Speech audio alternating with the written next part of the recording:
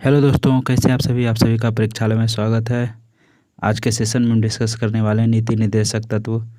इससे जितने भी क्वेश्चन पूछे गए हैं सारे क्वेश्चन को हम लोग देखेंगे और थोड़ा सा डिटेल एनालिसिस करते हुए हम लोग इसको अच्छे से कवर कर लेंगे। तो प्लीज़ आप लोग अंत तक बने रहिएगा और अगर चैनल पे नए हैं तो चैनल को सब्सक्राइब कर लें, वीडियो को लाइक ज़रूर करें और जो भी क्वेश्चन हम पूछते हैं उसका कमेंट बॉक्स में आंसर ज़रूर दें। तो फिर हम सेशन को शुरू करते हैं। आप लोग प्लीज़ इस सेशन को शेयर कर दीजिए। लगता है सभी लोग के पास नोटिफिकेशन नहीं जा पा रहा है, तो प्लीज़ इसे शेयर कर दीजिएगा। तो चलिए हम सेशन शुरू करते हैं। राज्य के नीति या निर्देशक तत्व।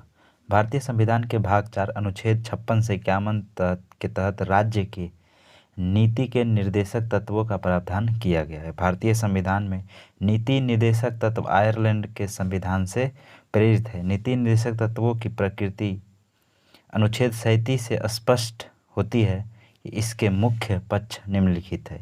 नीति निर्देशक तत्वों के उपबंध न्यायालयों द्वारा लागू नहीं है, यद्यपि इसके सिद्धांत देश के संचालन में मूलभूत है तथा राज्य का यह कर्तव्य है कि वह इन सिद्धांतों को कानून बनाकर लागू करे। अनुच्छेद 38 के अनुसार राज्य लोक कल्याण की अभिवृद्धि के लिए सामाजिक व्यवस्था बनाएगा।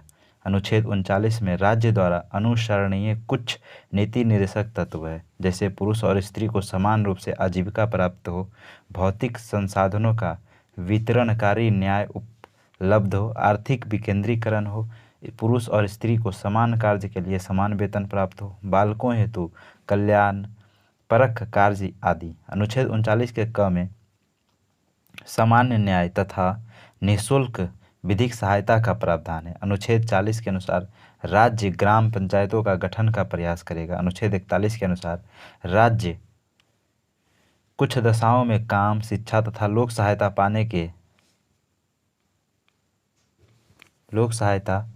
पाने के अधिकार को प्राप्त करने का प्रभावी उपबंध करेगा। अनुच्छेद 42 के अनुसार राज्य काम की न्याय संगत और मानवोचित दशाओं तथा प्रसूति सहायता के लिए प्रावधान करेगा। अनुच्छेद 43 के अनुसार राज्य कर्मकारों को उचित मजदूरी तथा कुटीर उद्योगों के संवर्धन करने का प्रयास करेगा। अनुच्छेद 43 के क के अनुसार राज्य उद्योगों के प्रबंधन में कर्मकारों की भागीदारी सुनिश्चित करेगा। अनुच्छेद 44 के अनुसार राज्य भारत के संपूर्ण राज्य क्षेत्र में नागरिकों के लिए एक समान सिविल संहिता लागू करने का प्रयास करेगा। अनुच्छेद 45 के अनुसार राज्य 6 वर्षों से कम आयु के बालकों के लिए प्रारंभिक बाल्यावस्था देखरेख और शिक्षा का प्रबंध करेगा। अनुच्छेद 46 के अनुसार राज्य अनुसूचित जातियों, अनुसूचित जनजातियों तथा दुर्लभ तथा अन्य दुर्बल वर्गों हेतु शिक्षा तथा आर्थिक हितों में वृद्धि के लिए प्रयास करेगा। अनुच्छेद 47 के अंतर्गत राज्य लोगों के पोषाहार स्तर, जीवन स्तर ऊंचा करने तथा लोक स्वास्थ्य आदि सुधारने का प्रयास करेगा। अनुच्छेद 48 के अंतर्गत राज्य कृषि और पशुपालन को आधुनिक तथा वैज्ञानिक ढंग से संगठित करने का प्रयास करेगा और गाय, बछड़ों तथा अन्य दुधारू और वाहक मवेशियों के वध का प्रतिषेध करने के लिए प्रयास करेगा। अनुच्छेद 48 के अनुसार 48 क के अनुसार राज्य देश के पर्यावरण के संरक्षण और संवर्धन तथा वन्य एवं वन्य जीवों की रक्षा करने का प्रयास करेगा। अनुच्छेद 49 के तहत राज्य राष्ट्रीय महत्व के स्मारकों, स्थानों तथा वस्तुओं को संरक्षण प्रदान करेगा। अनुच्छेद 50 के अंतर्गत राज्य की लोक सेवाओं में न्यायपालिका को कार्यपालिका से अलग करने के लिए राज्य कदम उठाएगा। अनुच्छेद 51 के अनुसार राज्य अंतर्राष्ट्रीय शांति और सुरक्षा की अभिवृद्धि का प्रयास करेगा। अब देखिए, मौलिक अधिकार और राजनीतिक अधिकार में ये अंतर है, थोड़ा इसको देख लेंगे कि मौलिक अधिकार जो है ये भारतीय संविधान के भाग 3 में है, जबकि ये नीति निर्देशक तत्व 4 में है। मौलिक अधिकार अमेरिका से लिया गया है और नीति निर्देशक आयरलैंड से लिया गया है। मौलिक अधिकार नकारात्मक है प्रवृत्ति का है, जबकि नीति निर्देशक सकारात्मक प्रवृत्ति का है। मौलिक अधिकार वाद्य योग है, यानी इसको हम कोर्ट में ले जा सकते हैं, लेकिन ये नीति निर्देशक जो है ये वाद्य योग नहीं है, ये न्यायालय द्वारा लागू नहीं कराया जा सकता है। जबकि मौलिक अधिकार कानूनी रूप से मान्य है और नीति निर्देशक जो है वो राजनीतिक रूप से मान्य है या नैतिक रूप से मान्य है। ये लागू करने के लिए विधान की आवश्यकता होती है मौलिक अधिकार में, लेकिन नीति निर्देशक में लागू करने के लिए विधान बनाने की आवश्यकता नहीं है। और जो मौलिक अधिकार है ये व्यक्तिगत कल्याण को प्रोत्साहित करता है, जबकि नीति निर्देशक जो है वह सामाजिक एवं आर्थिक कल्याण के लिए है। नागरिकों को स्वतः प्राप्त हो जाता है, मौलिक अधिकार नागरिकों को स्वतः प्राप्त हो जाता है, जबकि राज्य के नीति निर्देशक तत्व है ये सरकार द्वारा लागू करने के बाद ही नागरिकों को प्राप्त होता है। तो ये कुछ अंतर थे जिसे हमने देख लिया। प्रश्न उत्तर को देख लेते हैं।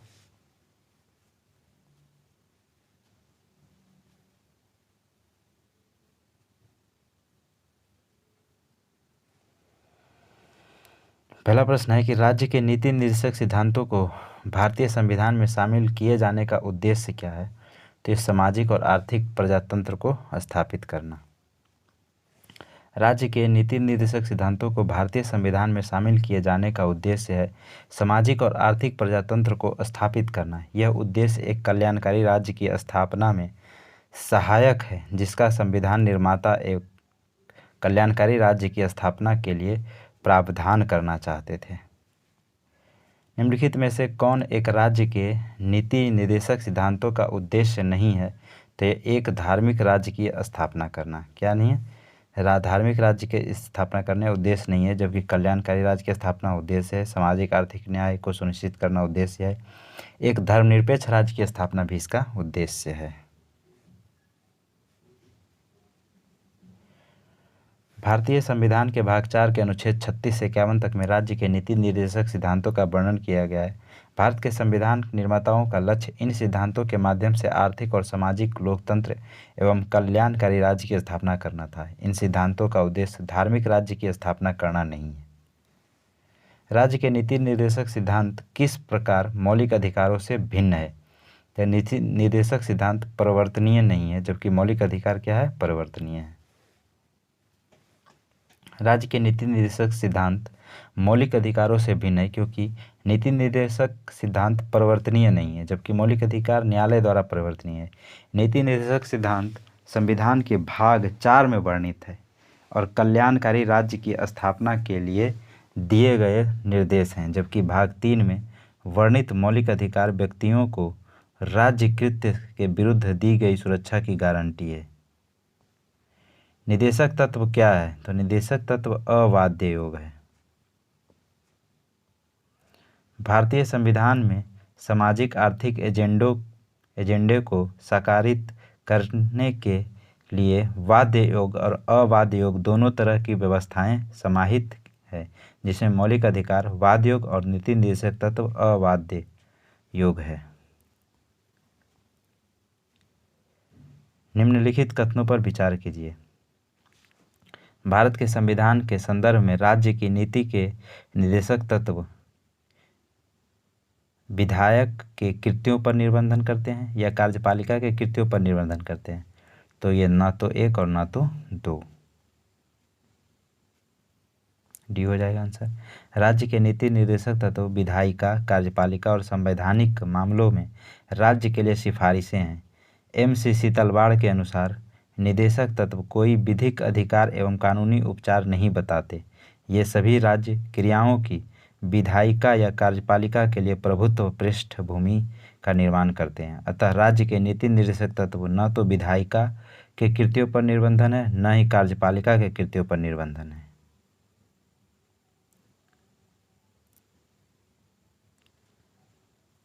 भारत के संविधान के भाग 4 में अंतर्विष्ट प्रावधानों के संदर्भ में निम्नलिखित कथनों में से कौन से सही हैं? तो वे न्यायालय में द्वारा परिवर्तनीय है? तो नहीं, ये गलत है। वे किसी भी न्यायालय द्वारा परिवर्तनीय नहीं है, ये सही है। इस भाग में अधिकथित सिद्धांत राज्य द्वारा कानून बनाने को प्रभावित करते हैं, तो 2 और 3 सही है।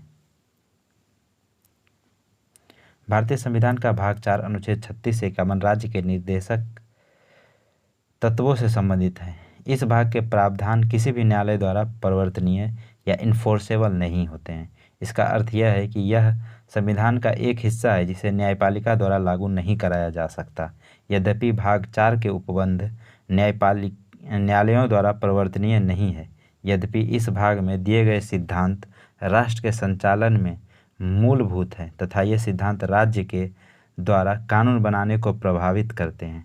समय समय पर सरकार के कुछ नीति निर्देशक तत्वों को लागू करने का प्रयास किया है।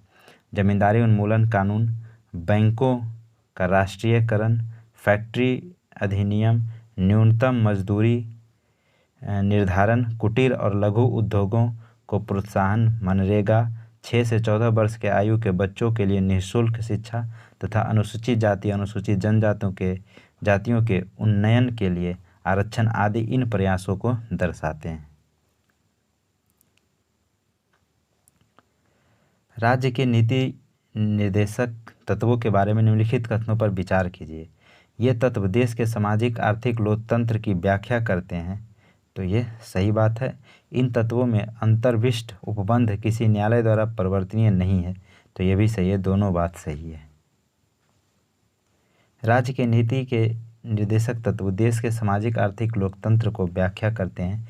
राज्य के नीति निर्देशक तत्व को अंतर्विष्ट उपबंध न्यायालय द्वारा परिवर्तनीय नहीं है। कल्याणकारी राज्य की संकल्पना का समावेश भारत के संविधान में है। कहाँ है? तो राज्य के नीति निर्देशक तत्व में। कल्याणकारी राज्य की संकल्पना का समावेश भारतीय संविधान में राज्य के नीति निर्देशक तत्वों में किया गया है। यह संविधान में भाग 4 के तहत अनुच्छेद 36 से 51 के अंतर्गत शामिल किए गए हैं।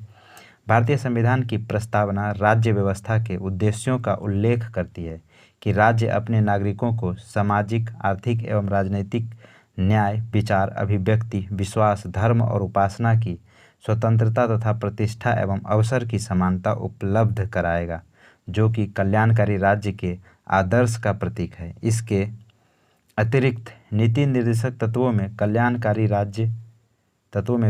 राज्य की स्थापना हेतु राज्य को निर्देश दिए गए हैं। इस प्रकार प्रस्तावना एवं नीति निर्देशक तत्व दोनों में कल्याणकारी राज्य का विचार पाया जाता है। तथापि यदि दोनों के चयन का विकल्प न हो तो इसका उत्तर नीति निर्देशक तत्व ही होगा। उल्लेखनीय है कि संघ लोक सेवा आयोग द्वारा अपनी उत्तर कुंजी में इस प्रश्न का उत्तर नीति निर्देशक तत्व ही दिया गया था। भारत के संविधान का कौन सा भाग कल्याणकारी राज्य के आदर्श की घोषणा करता है? तो ये राज्य के नीति निर्देशक तत्व। संविधान का कौन सा भाग कल्याणकारी राज्य का आदर्श घोषित करता है? तो नीति निर्देशक तत्व। भारत के कल्याणकारी राज्य होने का विचार पाया जाता है किसमें? तो ये मौलिक अधिकार में भी और राज्य के नीति निर्देशक तत्व, तो दोनों हो जाएगा ए और सी। राज्य के नीति निर्देशक तत्व सहज अध्ययन के लिए निम्न में से कौन से भागों में विभाजित किया जा सकते हैं? तो ये उपरोक्त सभी, समाजवादी, गांधीवादी और उदार बौद्धिकतावादी। भारत के संविधान के अंतर्गत राज्य के नीति निर्देशक तत्वों का उल्लेख भाग 4 के अनुच्छेद 36 से 51 के तहत किया गया है। इसे आयरलैंड के संविधान से लिया गया है। राज्य के नीति निर्देशक तत्वों को सहज अध्ययन के लिए समाजवादी, उदार बौद्धिकतावादी, गांधीवादी, मानवाधिकार, सामाजिक एवं आर्थिक कल्याण आदि भागों में विभाजित किया जा सकता है। राज्य के नीति निर्देशक तत्व की प्रवृत्ति सकारात्मक है तथा ये गैर वाद योग्य है। भारतीय संविधान में सम्मिलित नीति निर्देशक तत्व की प्रेरणा हमें किस संविधान से प्राप्त हुआ है? तो नीति निर्देशक तत्व हम आयरलैंड से लिए हैं। भारतीय संविधान में सम्मिलित नीति निर्देशक तत्व की प्रेरणा हमारे संविधान निर्माताओं को वर्ष 1937 के आयरलैंड के संविधान से प्राप्त हुई। आयरलैंड के संविधान से है अनुसरणीय इस भाग पर फेबियनवाद, समाजवाद, उदार लोकतांत्रिक विचारधाराओं, गांधीवाद, मानवाधिकारों की सर्वत्र घोषणाओं आदि का व्यापक प्रभाव पड़ा है। भारतीय संविधान में राज्य के नीति निर्देशक तत्वों की निम्न में से किस देश के संविधान से लिया गया है? तो ये आयरलैंड से लिया गया है। भारतीय संविधान में राज्य के नीति निर्देशक सिद्धांतों का विचार लिया गया है कहाँ से? आयरलैंड के संविधान से। नीति निर्देशक सिद्धांत है बाध्य योग्य नहीं है। ये अनुच्छेद नीति निर्देशक सिद्धांत बाध्य योग्य नहीं है। संविधान के अनुच्छेद 37 के अनुसार इस भाग में अंतर्विष्ट उपबंध किसी न्यायालय द्वारा परिवर्तनीय नहीं होंगे, किंतु फिर भी इसमें अधिक कथित तत्व देश के शासन में मूलभूत हैं और विधि बनाने में इस तत्वों को लागू करना राज्य का कर्तव्य होगा। भारत के संविधान के अनुसार निम्नलिखित में से कौन सा देश के शासन के लिए आधारभूत है? तो ये राज्य के नीति निर्देशक तत्व। भारतीय संविधान के अंतर्गत धन का केंद्रीकरण किसका उल्लंघन करता है? तो ये राज्य के नीति निर्देशक तत्व के।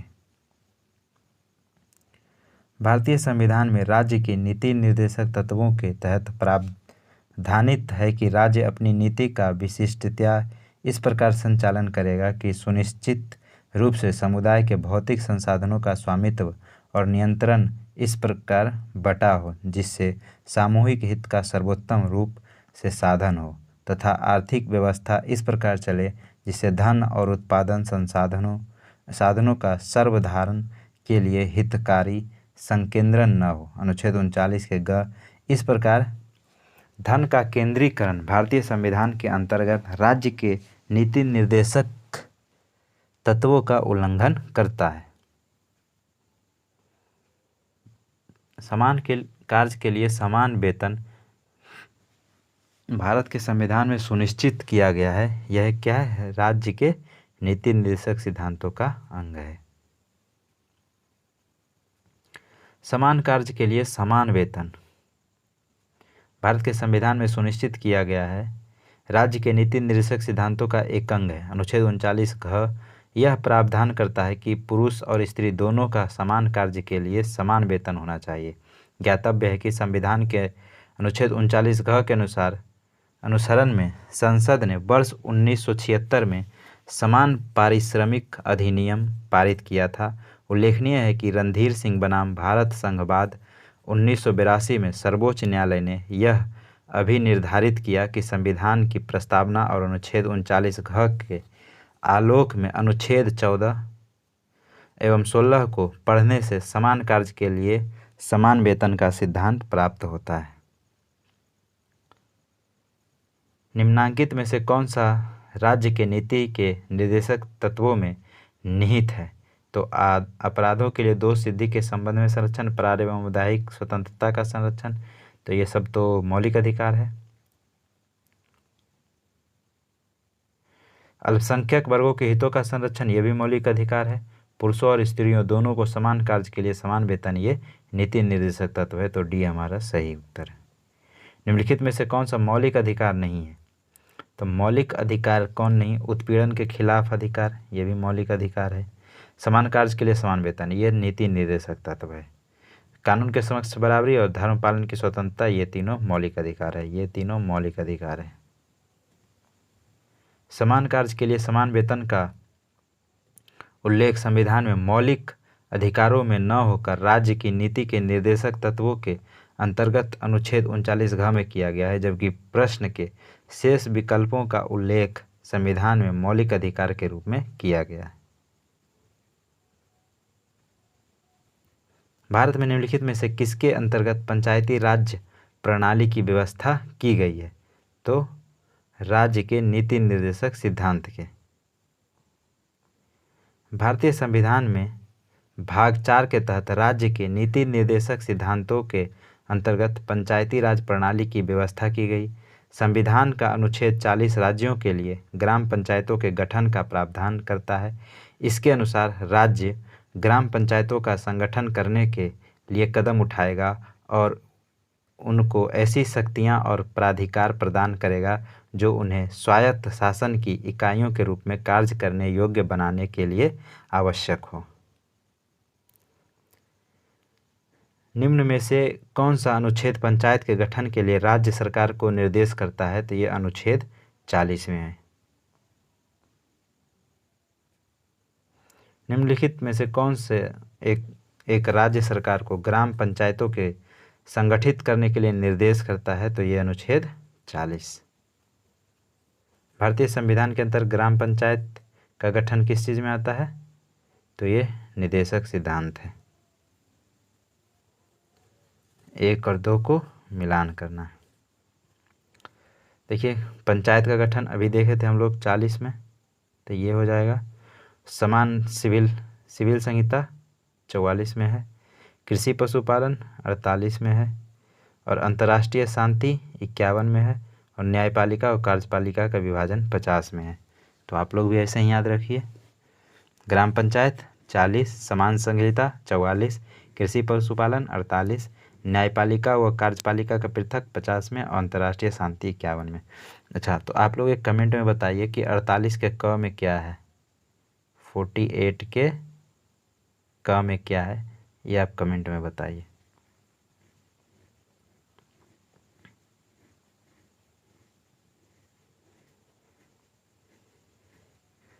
यहाँ पे भी मिलाने के लिए 40 में अभी ग्राम पंचायत का गठन देखे थे, 44 में समान संहिता भी देखे, 48 में अभी भी देखे थे, 41 में काम करने का अधिकार। इस तरह से सब आमने सामने मिला हुआ है।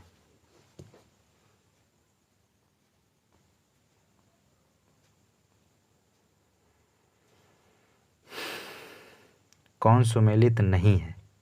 ऊपर में नहीं था क्या? नहीं, मिलाना ही था। अच्छा, कौन सुमेलित नहीं है अगर इसमें पूछ रहा है तो देखिए 39 के में समान न्याय और निःशुल्क विधि सहायता, ये सही है। 40 में ग्राम पंचायत और 44 में समान सिविल संहिता। अच्छा, एक बात अभी कमेंट करके आप बताइए कि ये समान नागरिक संहिता जो है, यूनिफॉर्म सिविल कोड, लागू करने वाला पहला राज्य कौन है? हमारे देश में यूनिफॉर्म सिविल कोड लागू करने वाला पहला राज्य कौन है? कमेंट बॉक्स में आंसर दीजिए। और 48 में कृषि और पशुपालन है, न्यायपालिका नहीं है, तो इस तरह से ये डी गलत हो जाता है। भारत के संविधान में वर्णित नीति निर्देशक तत्वों का सुमेलित युग्म पहचानिए।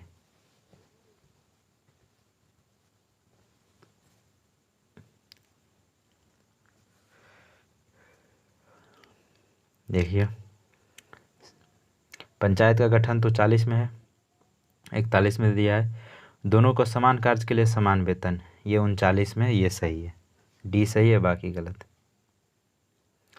समान न्याय निःशुल्क विधिक सहायता 39 है, सही है। कृषि पशुपालन 48 देखे हैं। पंचायतों का गठन 40 में, 39 के का में है पुरुष और स्त्री दोनों का समान कार्य के लिए समान वेतन। कौन सुमेलित नहीं है?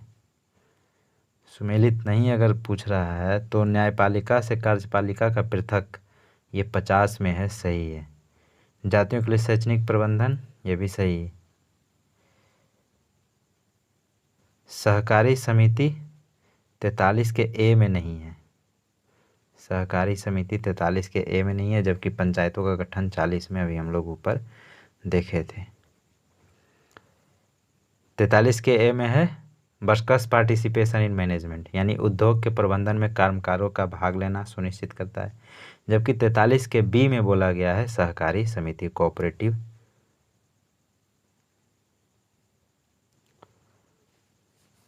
कथन कारण का है कि मनरेगा आहार परिवार को के कम से कम एक सदस्य को वर्ष में 100 दिन का रोजगार दिलाने का प्रावधान करता है। कथन बोल रहा है, ठीक है। कारण बोल रहा है कि रोजगार का अधिकार संविधान के भाग 3 में प्राविधित है, तो ये दोनों सही है और आर जो है ए का सही व्याख्या करता है।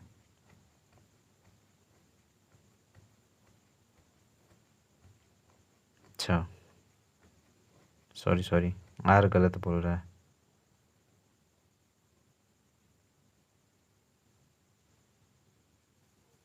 ए सही है और आर गलत।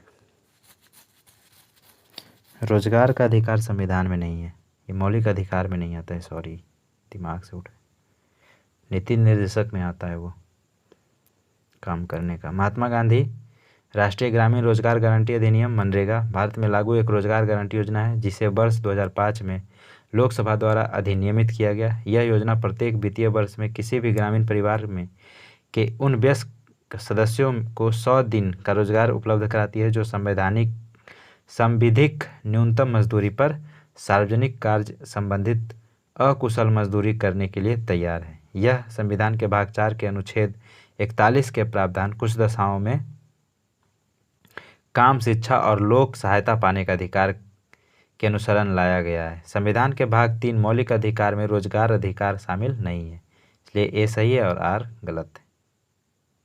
मनरेगा कार्यक्रम निम्नलिखित में से भारतीय संविधान के किस अनुच्छेद को लागू करने हेतु है? तो ये अनुच्छेद 43। भारतीय संविधान के तहत भाग 4 में राज्य के नीति निर्देशक तत्वों के अंतर्गत अनुच्छेद 41 के तहत उपबंधित किया गया है कि राज्य अपनी आर्थिक सामर्थ्य और विकास की सीमाओं के भीतर काम पाने के अधिकार को प्राप्त करने का प्रभावी उपबंध करेगा। साथ ही इसी भाग के अनुच्छेद 43 में कहा गया है कि राज्य उपयुक्त विधान या आर्थिक संगठन द्वारा या किसी अन्य रीति के से कृषि के, उद्योग के या अन्य प्रकार के सभी कर्मकारों को काम, निर्वाह मजदूरी, शिष्ट जीवन स्तर और अवकाश का संपूर्ण उपभोग सुनिश्चित करने वाली काम की दशाएं प्रदान करने का प्रयास करेगा। मनरेगा राज्य के इन्हीं संवैधानिक लक्ष्यों की पूर्ति की दिशा में एक महत्वपूर्ण कार्यक्रम है। 42वें संविधान संशोधन द्वारा किसी अनुच्छेद के माध्यम से श्रमिकों की प्रबंधन में भागीदारी सुनिश्चित की गई है। तो 43 के ए में वर्कर्स पार्टिसिपेशन इन मैनेजमेंट। 42वें संविधान संशोधन 1976 द्वारा संविधान के भाग 4 में राज्य के नीति निर्देशक तत्वों के तहत अनुच्छेद 43 के ए या क अंतः स्थापित करने की यह प्रावधानित किया गया कि राज्य किसी उद्योग में लगे हुए उपक्रमों, स्थापनों या अन्य संगठनों के प्रबंध में कर्मकारों का भाग लेना सुनिश्चित करने के लिए उपयुक्त विधान द्वारा या किसी अन्य रीति से कदम उठाएगा। संविधान के किस अनुच्छेद के द्वारा उद्योग के प्रबंधन में कर्मकारों की भागीदारी का प्रावधान दिया गया है? तो ये अनुच्छेद 43 के ए में। भारत में न्यायपालिका का कार्यपालिका से पृथक किसके व्यादेशिक है? तो ये राज्य के नीति निर्देशक तत्व, अनुच्छेद 50। भारत के में न्यायपालिका का कार्यपालिका से पृथक राज्य के नीति निर्देशक तत्व द्वारा व्यादेशित है। संविधान के अनुच्छेद 50 के अंतर्गत कार्यपालिका से न्यायपालिका के पृथक का उल्लेख है, जिसके अनुसार राज्य की लोक सेवाओं में न्यायपालिका को कार्यपालिका से पृथक करने के लिए राज्य कदम उठाएगा। राज्य के नीति निर्देशक सिद्धांतों के निम्नलिखित अनुच्छेदों में से कौन सा अंतर्राष्ट्रीय शांति और सुरक्षा के संवर्धन से संबंधित है? तो ये अनुच्छेद 51। राज्य के नीति निर्देशक सिद्धांतों का सही सुमेलित इस प्रकार है। तो अनुच्छेद 51 में अंतर्राष्ट्रीय शांति है, 41 में काम, शिक्षा और लोक सहायता पाने का अधिकार, 43 के क में किया है वर्कर्स पार्टिसिपेशन यानी उद्योग के प्रबंधन में कर्मकारों का भाग लेने का अधिकार, और 48 के क में है पर्यावरण संरक्षण तथा संवर्धन और वन्य तथा वन्य जीवों का रक्षा, और 48 में कृषि और पशुपालन है, ये भी याद रखना। भारत के संविधान में अंतर्राष्ट्रीय शांति और सुरक्षा की अभिवृत्ति कहाँ उल्लेखित है? तो ये राज्य के नीति निर्देशक तत्व, अनुच्छेद 51।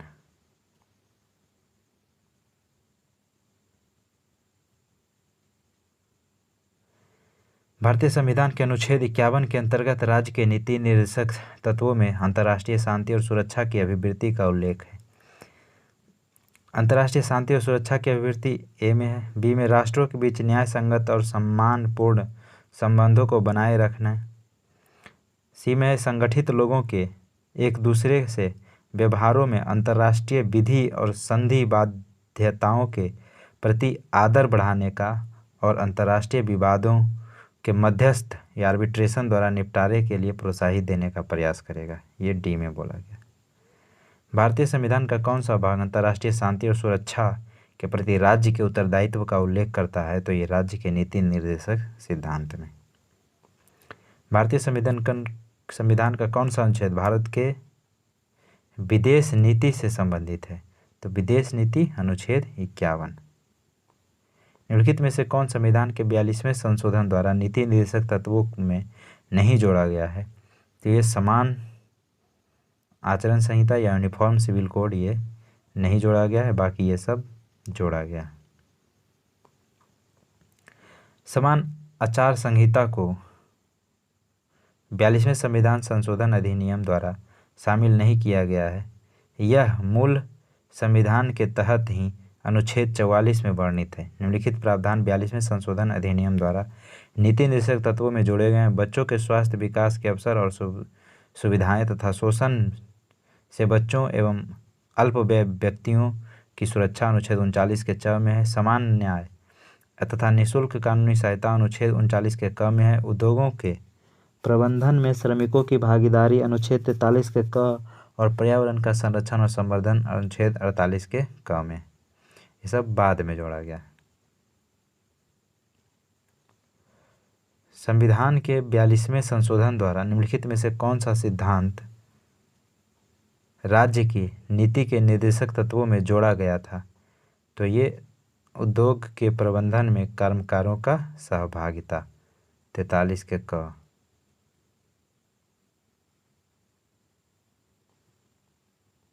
निम्नलिखित में से किसके शोषण के विरुद्ध अधिकार स्वीकृत करता है? तो इन सब के विरुद्ध हो जाएगा। 1 2 3 1 2 3।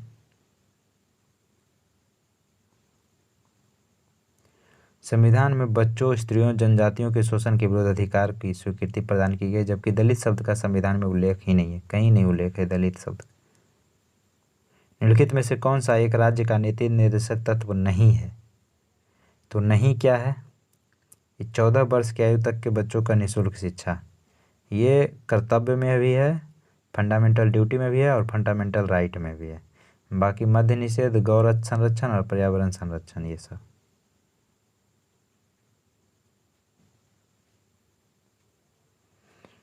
संविधान में मध्य निषेध अनुच्छेद 47 के तहत, गौ संरक्षण अनुच्छेद 48 के तहत तथा पर्यावरण संरक्षण 48 के क के तहत राज्य के निर्देश तत्व में है। जबकि 14 वर्ष तक की आयु के बच्चों के निःशुल्क शिक्षा, अनिवार्य शिक्षा का उपबंध अनुच्छेद 45 के तहत नीति निर्देशक तत्व था, परंतु 86वें संविधान संशोधन 2002 के बाद अनुच्छेद 21 के क के तहत यह मूल अधिकार बना दिया गया।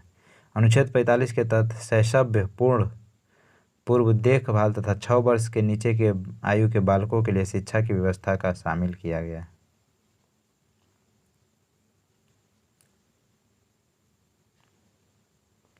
निम्नलिखित में से कौन सा राज्य का नीति निर्देशक तत्व नहीं है?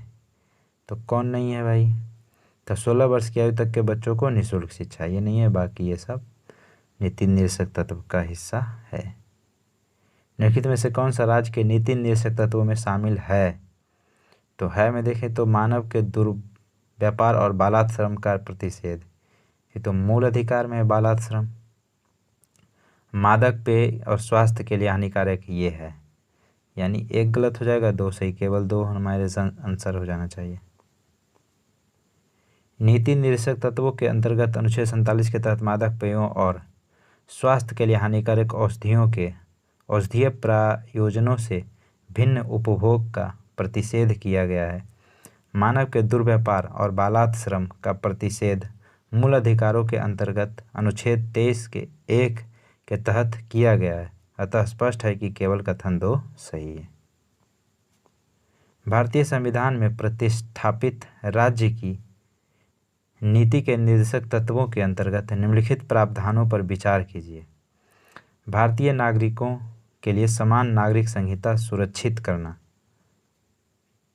तो ये नीति निर्देशक तत्व का सिद्धांत है, सही बात है। समान से अनुच्छेद 44।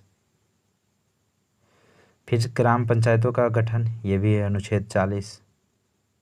ग्रामीण कुटीर उद्योगों का प्रोत्साहित करना और सभी कर्मचारियों के लिए यथोचित अवकाश तथा सांस्कृतिक अवसर सुरक्षित करना, तो हमारा आंसर हो जाएगा 2 और 3। निर्देशक अंतर्गत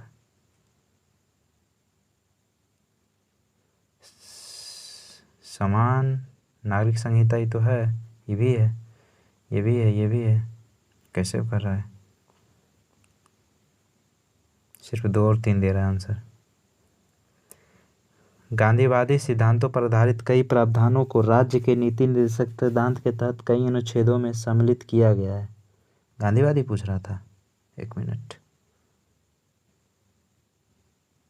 नहीं गांधीवादी तो नहीं पूछ रहा है, ओह सॉरी, नीचे पढ़ना मैं भूल गया, गांधीवादी पूछ रहा था, सॉरी।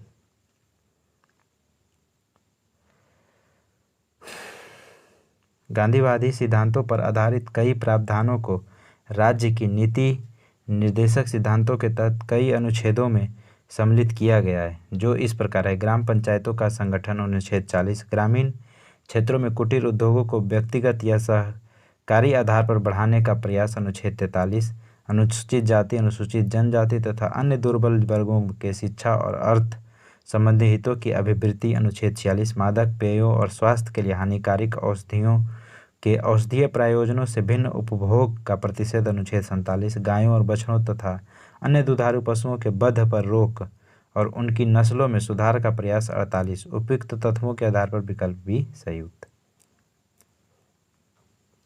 निम्नलिखित में से भारत के संविधान में किसमें पर्यावरण संरक्षण एवं संवर्धन तथा वन्य जीव संरक्षण किया गया है? तो ये नीति निर्देशक तत्व में भी किया गया है और मूल कर्तव्य में भी किया गया है, तो ए और बी दोनों।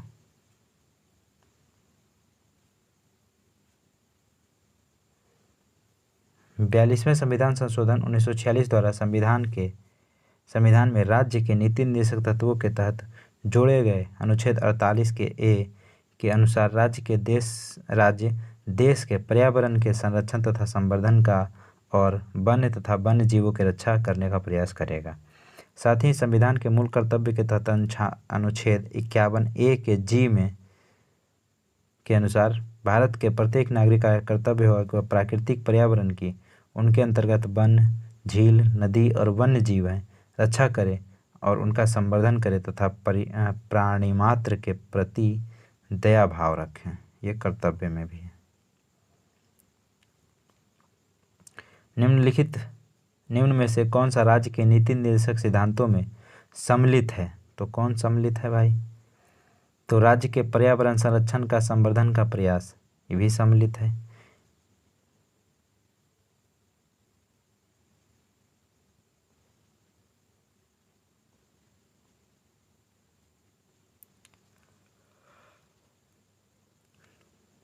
राज्य के नीति निर्देशक सिद्धांतों में निम्न में से किसके बारे में संविधान शांत है? तो प्रौढ़ शिक्षा। भारतीय संविधान में राज्य के नीति निर्देशक सिद्धांत भाग 4 के तहत अनुच्छेद 36 से 51 में वर्णित है। इसमें कर्मकारों को निर्वाह मजदूरी का प्रावधान अनुच्छेद 43 में, गरीबों को निःशुल्क विधिक सहायता अनुच्छेद 39 के क में तथा 6 वर्ष से कम आयु के बालकों के लिए प्रारंभिक बाल्यावस्था देखरेख और शिक्षा 86वें संशोधन के अनुच्छेद 45 में है। प्रौढ़ शिक्षा संबंधी प्रावधान इसमें शामिल नहीं है। निम्नलिखित में से कौन सा एक राज्य का नीति निर्देशक सिद्धांत संविधान में बाद में जोड़ा गया है? तो ये मुफ्त कानूनी सलाह। मुफ्त कानूनी सलाह का राज्य का नीति निर्देशक सिद्धांत संविधान में बाद में जोड़ा गया। 42वें संविधान संशोधन 1976 द्वारा भारतीय संविधान के भाग 4 में नीति निर्देशक तत्व के अनुच्छेद 39 के क में गरीबों के लिए मुफ्त कानूनी सलाह या समान न्याय और निःशुल्क विधिक सहायता का प्रावधान किया गया है। 51 में है कि राष्ट्रीय विधिक सेवा प्राधिकरण के संदर्भ में निम्नलिखित कथनों पर विचार कीजिए। कौन से सही हैं देखना। इसका उद्देश्य समान अवसरों के आधार पर समाज के कमजोर वर्गों को निःशुल्क एवं सक्षम विधिक सेवाएं उपलब्ध कराना है, तो ये सही है। और यह देश में विधिक कार्यक्रमों और योजनाओं को लागू करने के लिए राज्य विधिक सेवा प्राधिकरणों को निर्देश जारी करता है, तो ये भी सही है। 1 और 2 दोनों सही है। राज्य नीति के निर्देशक तत्वों के तहत अनुच्छेद 39 के क के अनुसरण में राष्ट्रीय विधिक सेवा प्राधिकरण समाज के कमजोर वर्गों को निःशुल्क एवं सक्षम विधिक सेवाएं उपलब्ध कराता है। साथ ही यह देश भर में विधिक कार्यक्रमों और योजनाओं को लागू करने के लिए राज्य विधिक सेवा प्राधिकरणों को निर्देश एवं वित्तीय अनुदान प्रदान करता है।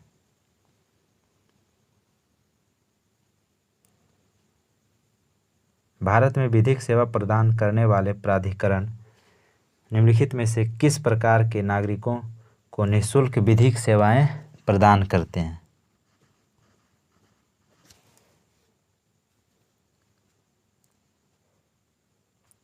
तो 1 लाख से कम वार्षिक आय वाले व्यक्ति को और 2 लाख से कम वार्षिक आय वाले ट्रांसजेंडर को। तो 1 और 2 सही है।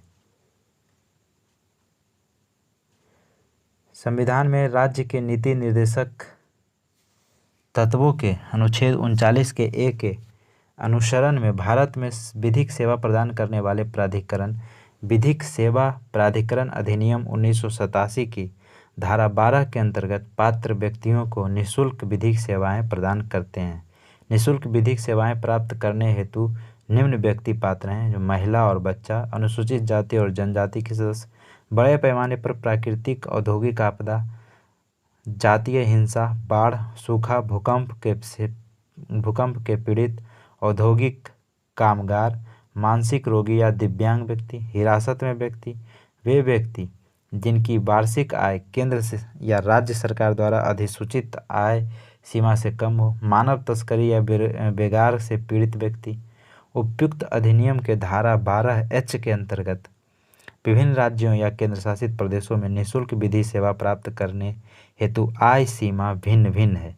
यह सीमा कतिपय अपवादों के अतिरिक्त अधिकांश राज्य में 1 लाख रुपया तथा कुछ राज्य में 1.5 लाख रुपया या 3 लाख रुपया तक निर्धारित है।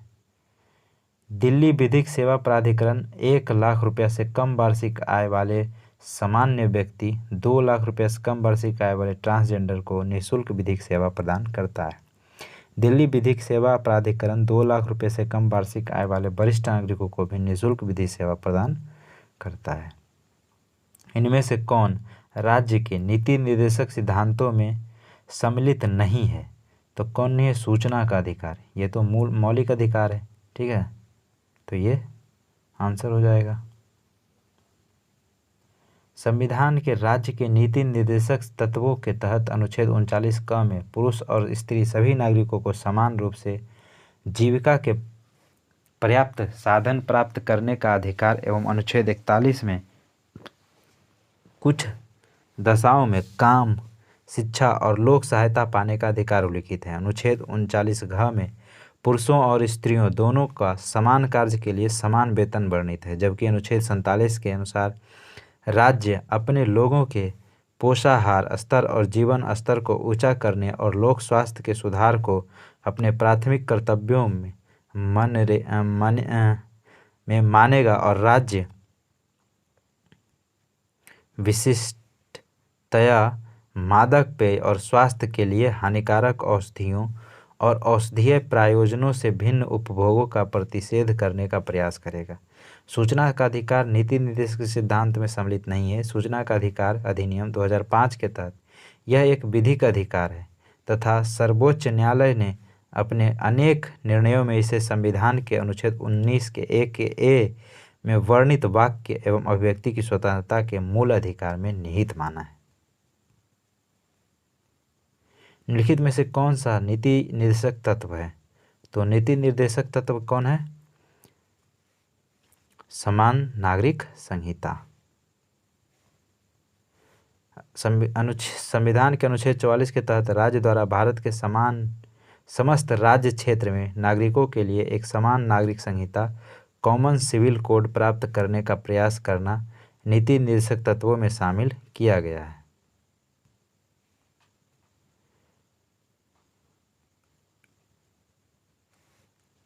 निम्नलिखित में से राज्य के नीति निर्देशक सिद्धांतों के विषय की पहचान कीजिए। कौन? मादक निषेध, ये है कारखाना में, ये आता है मूल अधिकार में, बेगार भी मूल अधिकार में, अस्पृश्यता भी मूल अधिकार में, तो सिर्फ एक हमारा राइट आंसर। मद निषेध संविधान के अनुच्छेद 47 के तहत राज्य के नीति निर्देशक सिद्धांतों का विषय है, जबकि फैक्ट्रियों एवं खानों में बाल श्रम निषेध अनुच्छेद 24, बेगार बलात्श्रम 23 और अस्पृश्यता 17 यह संविधान के प्रदत्त मौलिक अधिकार के भाग हैं। निम्न में से कौन एक राज्य के नीति निर्देशक तत्वों में नहीं है, तो कौन सा नहीं है? अस्पृश्यता का उन्मूलन, ये भाग अनुच्छेद 17 में है, ये फंडामेंटल राइट्स है। बाकी ये सब जो है ये नीति निर्देशक तत्वों में आते हैं। संविधान के मूल अधिकारों का अंतर्गत समता के अधिकार के तहत अनुच्छेद 17 में अस्पृश्यता उन्मूलन का उल्लेख है। अन्य 3 विकल्प पुरुषों और महिलाओं में समान कार्य के लिए समान वेतन, 39 घ में जीविकोपार्जन हेतु पर्याप्त साधनों का समान अधिकार अनुच्छेद 39 क में, तथा काम हेतु न्याय संगत एवं मानवोचित दशाएं अनुच्छेद 42 में राज्य के नीति निर्देशक तत्वों के अंतर्गत है। राज्य के नीति निर्देशक सिद्धांत एक ऐसा चेक है जो बैंक की सुविधा अनुसार अदा किया जाता है। इसे किसने कहा था? तो ये के.टी. शाह ने। के.टी. शाह ने कहा था कि राज्य के नीति निर्देशक सिद्धांत एक ऐसा चेक है जो बैंक के सुविधा अनुसार अदा किया जाता है। भारत के संविधान के संदर्भ में निम्नलिखित कथनों पर विचार कीजिए। विचार कीजिए कि भारत सरकार द्वारा आरंभ किए गए राष्ट्रीय सामाजिक सहायता कार्यक्रम में भारत के संविधान के उपयुक्त उपबंधों में से कौन सा एक पूरे हैं? तो मूल अधिकार और मूल कर्तव्य या फिर नीति निर्देशक तत्व। तो नीति निर्देशक तत्व हमारा सही आंसर हो जाएगा। 15 अगस्त 1995 के से प्रारंभ राष्ट्रीय सामाजिक सहायता कार्यक्रम संविधान में प्रदत्त राज्य के नीति निर्देशक तत्व अर्थात राज्य के संवैधानिक लक्ष्यों, विशेषकर अनुच्छेद 41 के तहत बेरोजगारी, वृद्धावस्था आदि की स्थिति में लोक सहायता संबंधी निर्देश की प्राप्ति की दिशा में एक महत्वपूर्ण कदम है।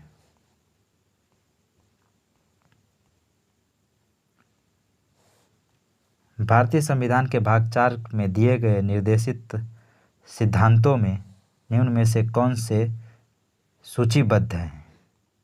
तो समान कार्य के लिए समान वेतन, ये भी है। समान नागरिक संहिता भी है। छोटे परिवार का मानदंड ये नहीं है। ये तो 1 और 2 हमारा राइट आंसर हो जाएगा, बी।